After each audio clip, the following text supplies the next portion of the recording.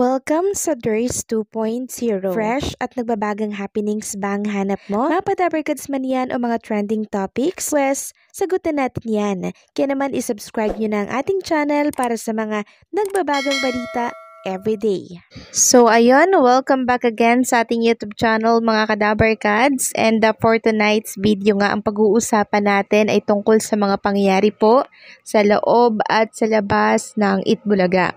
So unahin natin dito sa ipinamigay na papremyo po ng Itbulaga for December 18, 2024. Tumataginting lang naman na 260,000 pesos ang pinamigay na papremyo in just one day.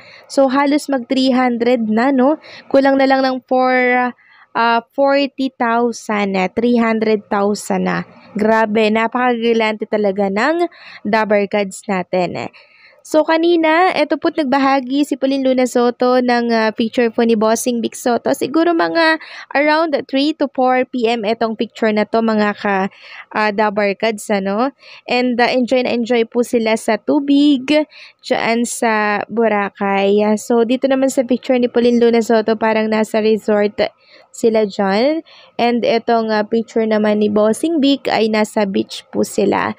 So enjoy talaga ang mga kadabarkads natin. And hindi ko alam kung live or recorded pa din ba ang Itbulaga bukas. Araw po yan ng Huwebes. Pero sabi ko nga po, walang kaso yun kung recorded man yan or live. As long as napapasaya tayo, naku, walang kaso yan. Hayaan lang nating mag-enjoy ang ating mga dabarkas dito sa special na araw ni Jose Manalo. Kasi minsan lamang po yan. Diba? Hayaan po nating mag-enjoy ang mga dabarkads natin. Meron kasi ako mga nababasa sa comment section ng live chat ng Itbulaga na naku, ayoko na nga si Itbulaga, panay recorded naman ang kanilang programa. Well, hindi ka legit dabarkads, isa kang bashers, kaya mo yan nasasabi. Pero para sa aming mga lehitimong dabarkads, wala kaming pake kung recorded lamang yan. So ito'y sinasabi ko na recorded sila, na live sila para aware ang lahat kasi meron ding mga nagtatanong. Samantalang pag-usapan naman natin ang tungkol dito sa naging performance ni dabarkads ay si Guerra dito po sa kasal ni Jose and Mergine. Ito po yung after kasal, parang may night party po sila doon. And alam nyo po, sinayaw po ni dabarkads ay si Guerra, yung salamin-salamin na ang sumayaw ay yung mga bini. So, ang tawag nga po kay Ice Guerra ay Vini Ice. Grabe din. Ang galing niya talagang sumayaw. Diba? Ang lambot ng katawan niya. Bigay todo. Itong mga nasa likod niya, sasayaw sana yan kanina.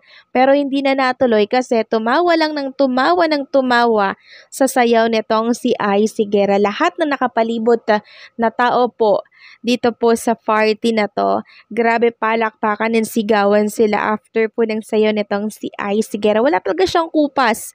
Napakabibo pa rin. Kaya hindi ako magtataka kung bakit siya'y sumikat sa Itbulaga. Samantalang, si Shara Soto naman po ay binahagi ang hubad na katawan nitong si Tito Soto. Nasa beach pa rin sila. So, na-screenshot ko to ay 5 hours ago. And makikita nga dyan ang hubad na katawan ni Tito Soto. Yung ano lang pang itaas. So, ayan po. Halatang enjoy talaga ang mga kadabarkads natin dito sa Boracay. So, sulitin nyo lamang yung oras nyo dyan. Kasi, pagbalik nyo syempre dito sa Manila, hectic na naman yung mga schedule. Magpapasaya na naman kayo ng mga dabarkads natin. So, it's your time naman para pasayahin and relax ang sarili ninyo dyan sa Boracay. Okay lang kami dito. Samantalang ipiplex ko naman sa inyo itong picture po ni Boss Joey De Leon kasama po ang kanyang butihing may bahay. Walang iba kundi po itong si Ma'am Eileen Makapagal, kung saan ay kasama niya po dito si Boss Joey, syempre si Jacob, yung kanilang apo.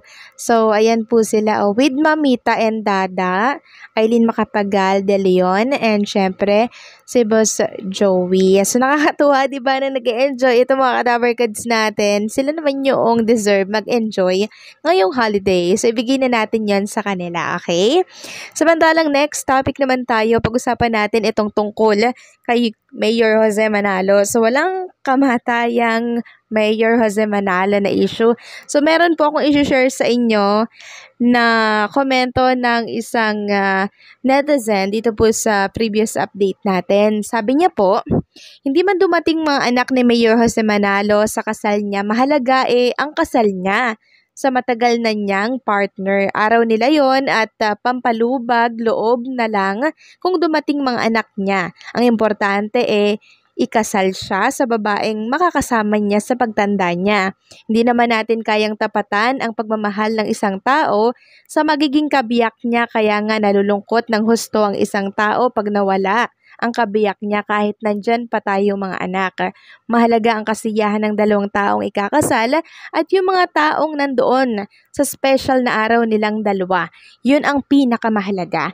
So maraming salamat sa komento, Ma'am Maricar Nuevo. Yes, agree po ako sa comment po ninyo. Pero hindi po natin masisisi ang ibang mga netizen kung mapansin po nila at hinahanap nila yung mga anak po nitong si Mayor Jose Manalo, 'di ba? Pero sabi mo nga po, ang importante masaya si Jose at yung kanyang makakasama po sa kanyang pagtanda. Yun yung dapat nating isaalang-alang, hindi po ba?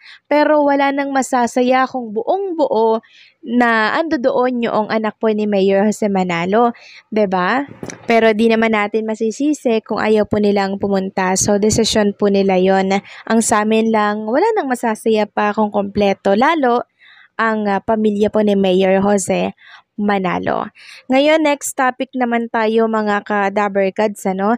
So, ito po ay tungkol sa siniwalat po nitong si Mikey Manalo tungkol sa kanyang ama na si Mayor Jose Manalo. Sabi kasi dito sa naturang post, actually hindi ko po ma-open itong link na to, kaya nagbase na lamang ako sa post nitong si Paulo Abilino. Sabi niya kahit mga netizen naging emosyonal lang sabihin ni Mikey Manalo kung anong klaseng tao ang kanyang ama na si Jose Manalo. Di na nakapagtataka na marami talagang umiidolo at rumerespeto daw dito kay Jose Manalo. And since hindi ko nga po ma-open itong link na to mga ka-Dabarkads, naghanap na lamang po ako nung statement na binigay nitong si Mikey. And sabi nga po ni Mikey, I remember this one time, naalala niya daw po, back in college when I didn't attend all my classes one day, even miss an exam, and you cop me. Nahuli daw siya nitong si Jose Manalo. And nagulat siya, hindi daw nagalit si Jose Manalo. You were usually calm. Napakakalma lamang daw po ni Jose. Eventually, umiiyak na daw itong si Mikey ng sobra at hindi daw tumitigil. Tapos, instead na pagalitan siya ni Jose Manalo dahil nga po hindi siya uma-attend ng class tapos na-miss pa yung exam, niyakap na lamang po siya nitong si Jose Manalo. Napakabuting ama pala talaga nitong si Jose Manalo. Kaya hindi ko makonek kung bakit may tampo yung ibang mga anak niya. So, sila na lamang po siguro nakakaalam nun. Tsaka isa pa yung ibang anak ni Jose Manalo, nasa Japan po kaya hindi po nakapunta dito po sa special na araw ng kanyang ama. So, ang kahalagahan po sa update nating ito, nalaman natin kung anong ugali meron si Jose Manalo. 'Di ba? Napakabuting ama sa kanyang mga anak. Kaya kung inyo mapapansin, tahimik lamang po yung mga anak ni Jose Manalo. Sa una, 'di ba? Di po sila nagbibigay ng statement ukol dito sa naging desisyon ng kanyang ama. Kasi ang mahalaga po sa kanila masaya yung ama niya . May edad na po yung ama niya at ang importante dito yung ikakasaya na lamang po ng ama nila na si Mayor Jose. Kaya naman umattend man sila or hindi, okay lamang po yun kay Jose Manalo. At least, hindi po nagkulang si Jose Manalo sa pagpapalaki at paggabay sa kanila.